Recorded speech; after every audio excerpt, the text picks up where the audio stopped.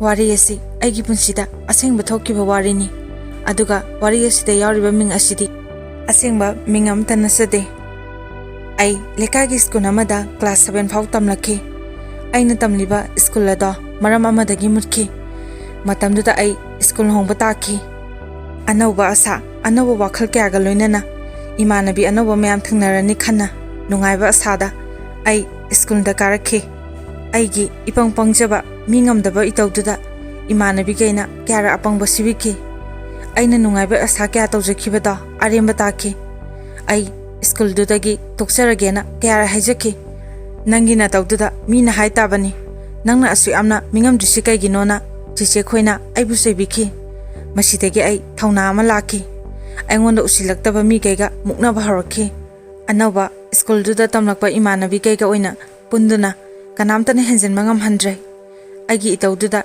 imanabi khaina ngangnaki aina khwai nungshibi imanabi amasu thangnaki magi mamingsa chun kawi chun gaiga aski mati nungsinana loinaki ibanina nungsinana tinaba matawduda atoba imanabi gaina kalangnaki tina handana basu kyara hotnai adubu ibani di kaidawnungda migi wa laukhide ngasi phawbasu aigi best friend oina leiri asumna aigi punsida awatpa nungaitaba haibada karimta leitana nungaiba punsi amada lakhi adubu taibang mapu magi karamba sayengbu origaba aigi phamdasu thunglare aina class 9 karapa matamda aigi imado khangawdana taibang pan thadotuna sakhi ima leitraba matungda awatpa kyana thanki loinana ningamdaba kyana aigi koksida lairik sangkhide ima lekhidraba matung ikuikuidana ipasu ima anobi mathirake adubu akhodi ima da lakpa matamda yam harawjaki ima makni haina khanjake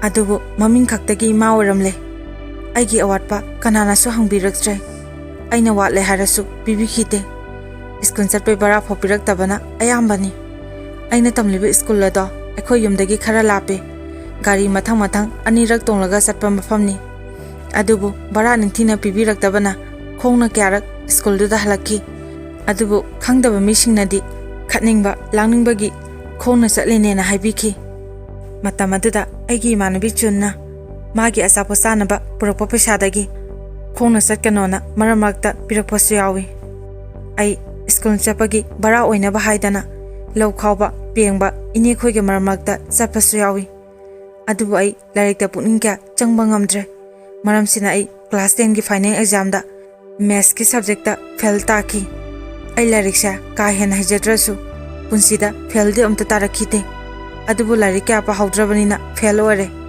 principal na parents ka kawraktuna ekho school da revision ma tawduri sida week oiba student singsa yautaba yaroina harapadagi ai revision da yawki adubu adukandasu bara ningthina pibide pininglaga pire paisa leite haina tokpasu kyane sidagi aina chatpadana auto tonglaga chatle halakpadana imanabi gaiga khongna halakpada khwai lapadi aine atai imanabi gaidi lo school ga naknai imanabi amani di aibu nungtigi khara thimbire asomna awaba kya mayok narasu ai SSLC exam da fail taradi larik tamato halanina ai larikana honaba horaki aisa sakti kya phajade adubu nupi orubanina sakthirasu nupadi kya maharaki adubu nupagi wakhal ai kokta sangba sangkite moina engonda laknarapa matamda ayam sauningki aina engonda harapa nupaga gi maraktagi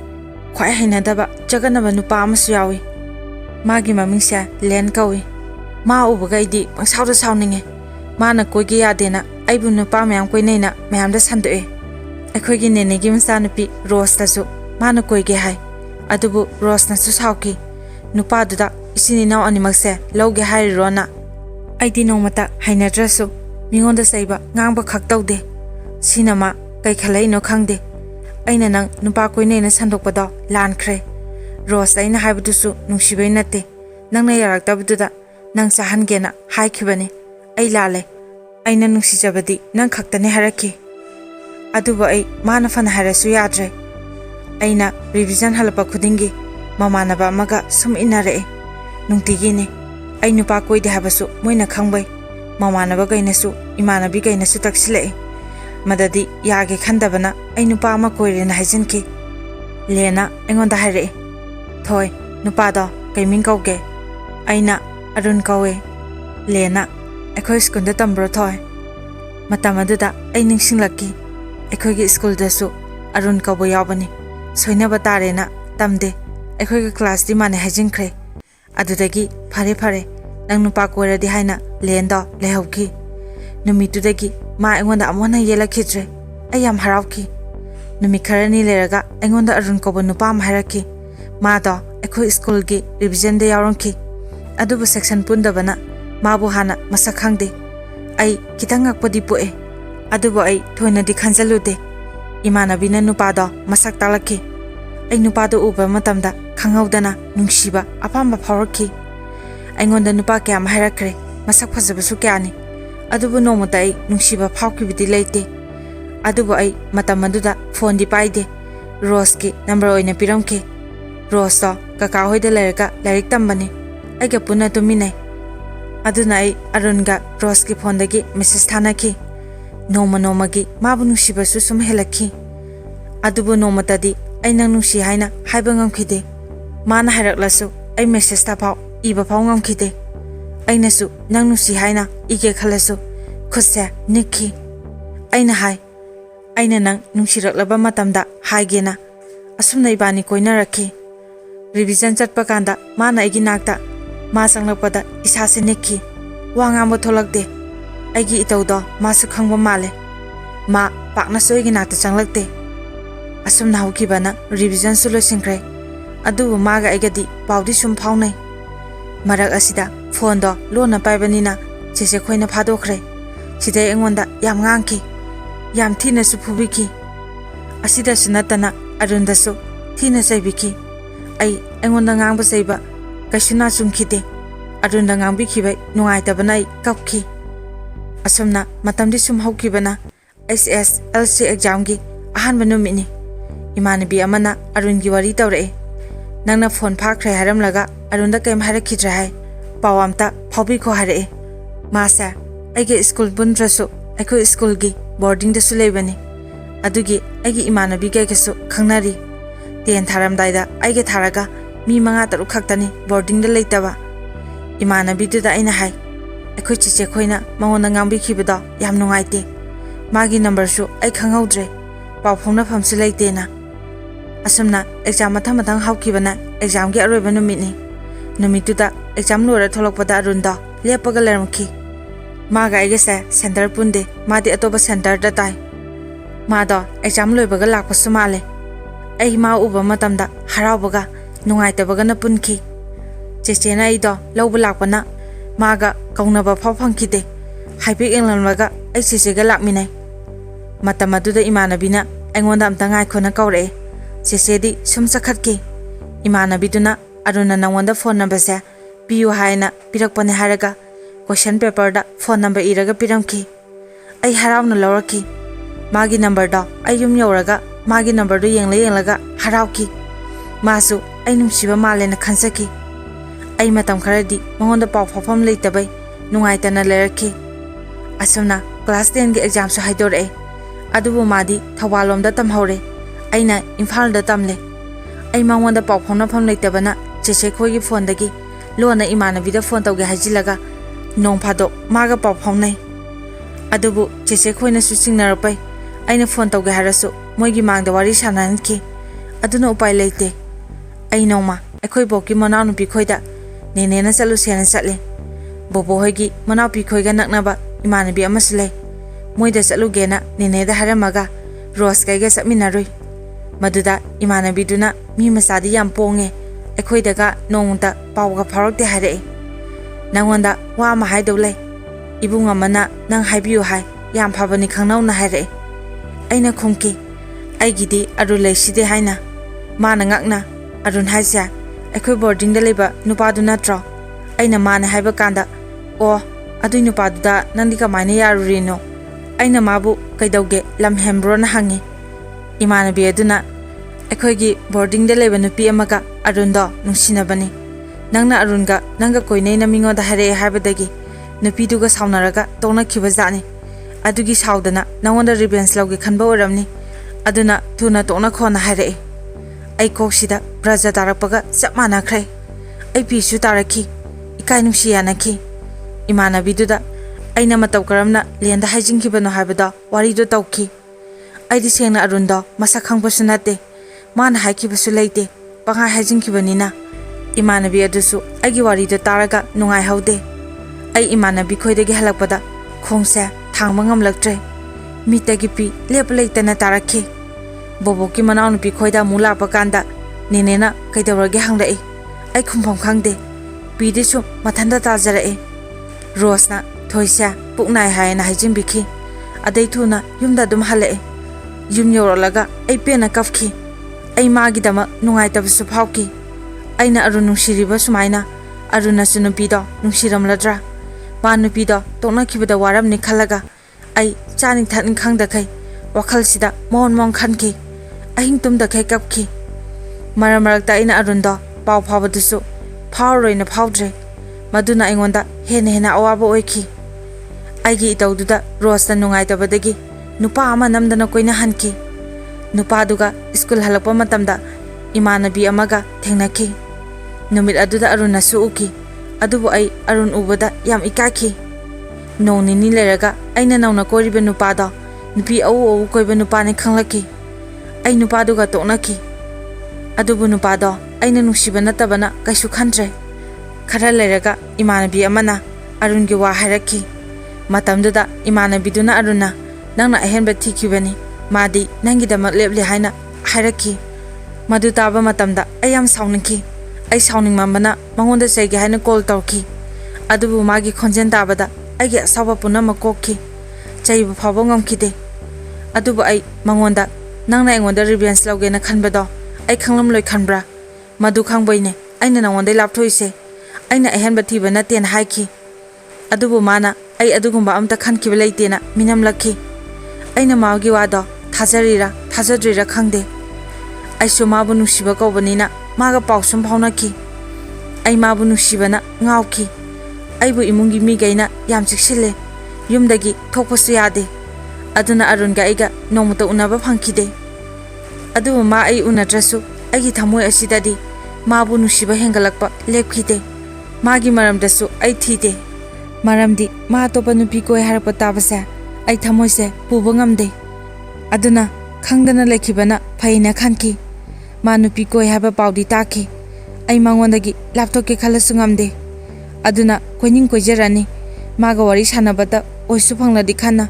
warasu utoktana khanglaki asuna pa amu phauna da lerakhi haina bale nungsibagi pangkhai leite mapa naide aduma chumba wafamni aina ma nungsikibasu mapal naikhide matamdi sum hauki class 12 karakpadagi masu boarding da sangkhrai adai paw adum phaunadre no mama bazar masada aina school halakpada thengnai adanang engonda paw go phawroktre boarding da phone pui paw phawro haramki ai paw yam phauna ningki aduga phone ama laiki chese khoina 12 exam lorakanda phone pahane habado ai ngai bangam khide ai mangonda message thai halae kanano na aine haiki hanadi aine khaktang haibada khange ada numitudi kanano aine ba haraki aina egi mingshu haiki ada chinthiraki kanagi lawai nupino khangdena aina nang aruna tro hange amu mane haraki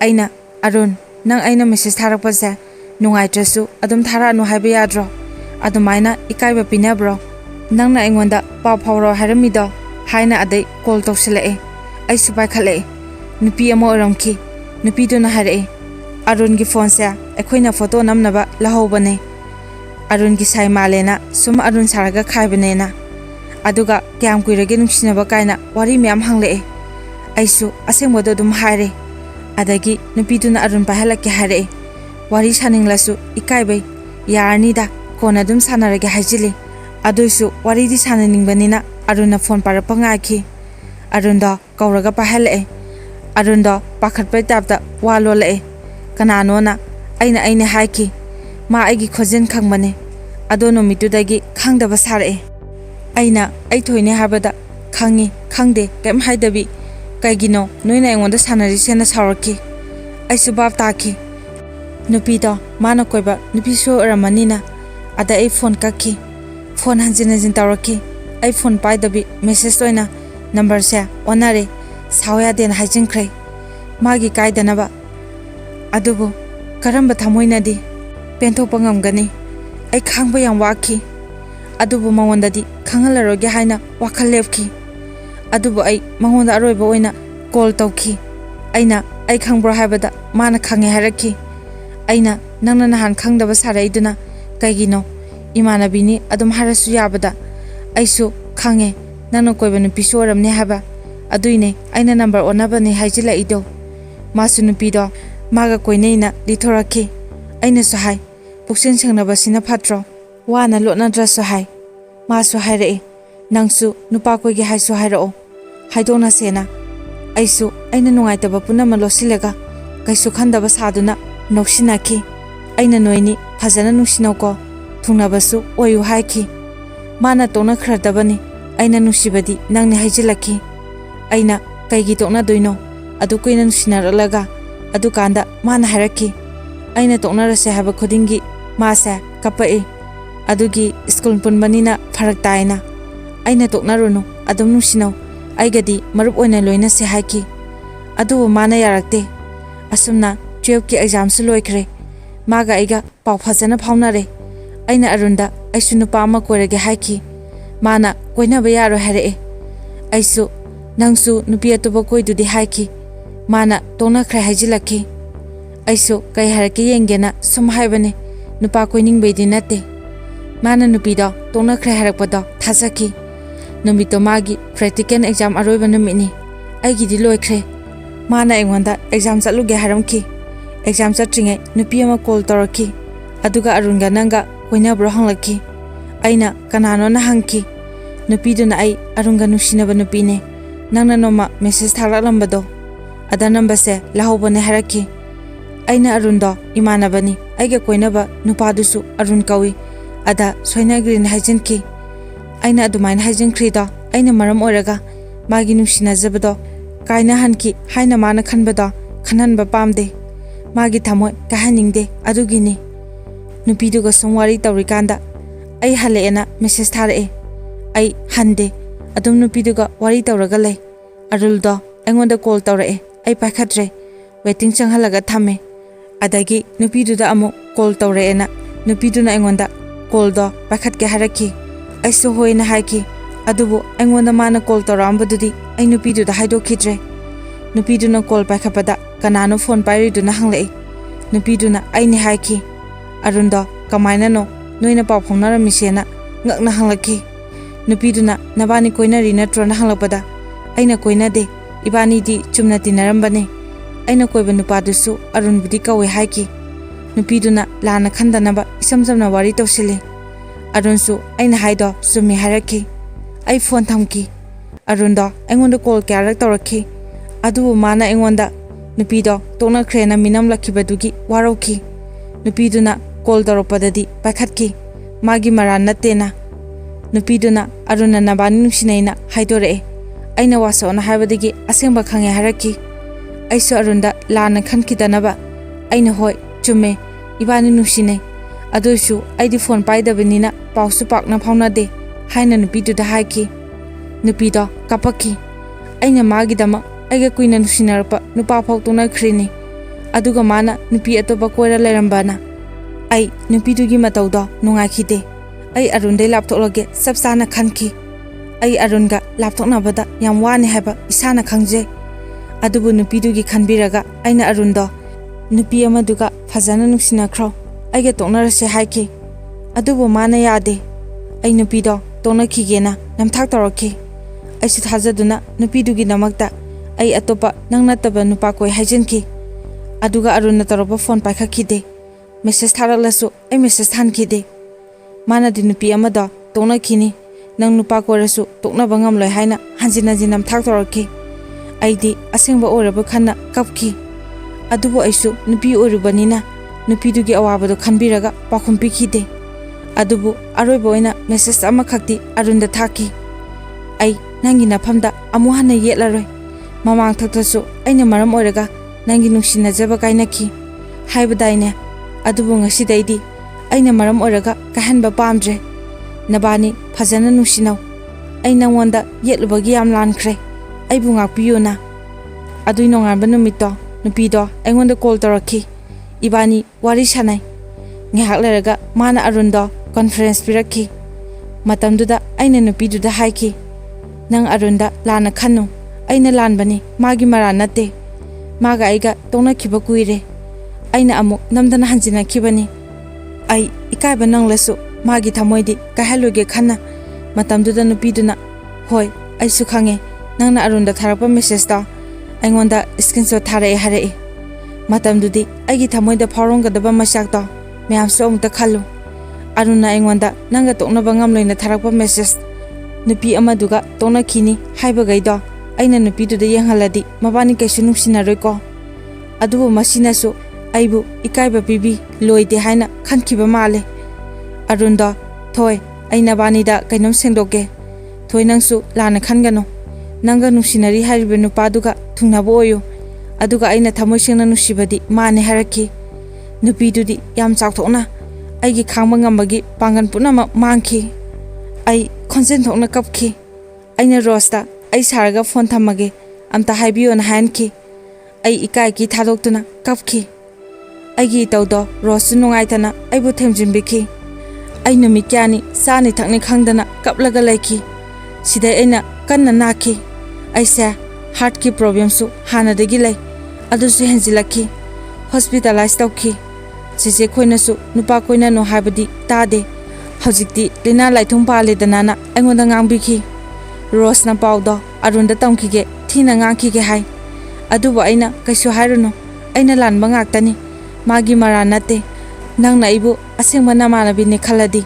mangonda kaim haigano haina hankhide aibu nungsibideba mangonda aina wai nai haraga kaibu kanaruni mana hena sakthokinabani aduga ai emotional blackmail tawbasu pamde aina hospital dagi kumlakpani ni humni mu leraga nupido aingonda call toraga awa nungai wari sarakhi nupido aigumbi ipang pangjabi nupidina lamkhide ai nupa koina da haba khangbai maong tawi aingonda nangdi nasaksu yam phajai arungi phone da nangi photo yaurame ado nang lana dikhanu aigi ibung singama lei masaksu phajakhra jani arungumba mityama nate nanga khangnauna ai kaisu khumdana phone kakhi magi number su block hapki aina mangonda saibedi ngame adubu aruna adunu shiba mangonda aina karamna saigani arun tongna khraba tungda aidi nupa mayam haire adubu nupa koiroina yakhide nupa amadi nang nupa su koide aduga nupa koiro haise ningba kai khiba yawbro hanglaki aina arun bunu sijabagi wari likhi adubu nupa duna nanga maga physical relation leramdo male nangna nupado adu yam nusirido haramki ma khangnate mi ayambagi wakhalda adumaina khali adubo aidi arunga adugumba mari dilari nungsi haina pho haiba ngamlakidabani adubo aisu ngasidi minamle aigi nungsiba kanasu lekhide haina ai matam kuina mabu ngaramki adubo madi lakhidre laoi khangna ngakhibani aibu nungshibiba dilardana miyoba amagi minungsibaw thambidana aigi thamoisu thugaibiba aduga ikaibasu hanjin pibiba mabu ngaibagi arthra leite khanna ai ngaidre matang asida wari asi mayamda tahansaba loijare mayamna channel asibu nungsibiduna like share madi subscribe tawbiyu aroibada mayam punamakpu ikoknono khurumjari